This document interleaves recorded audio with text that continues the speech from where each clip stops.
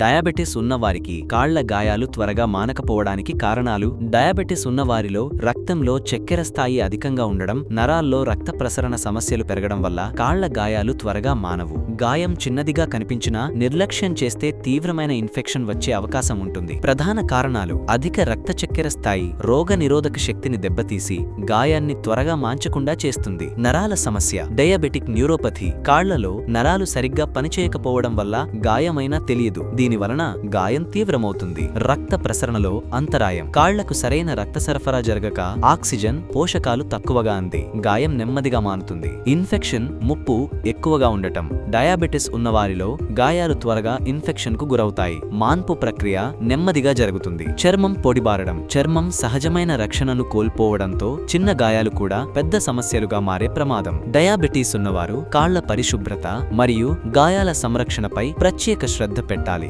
చిన్న గాయాన్ని కూడా నిర్లక్ష్యం చేయకుండా వెంటనే వైద్య పరీక్షలు చేయించుకోవడం మంచిది. మీరు లేదా మీ కుటుంబంలో ఎవరైనా డయాబెటిక్ సంబంధిత సమస్యలతో బాధపడుతుంటే ఆలస్యం చేయకుండా వెంటనే ట్రీట్మెంట్ రేంజ్ హాస్పిటల్ను సంప్రదించండి.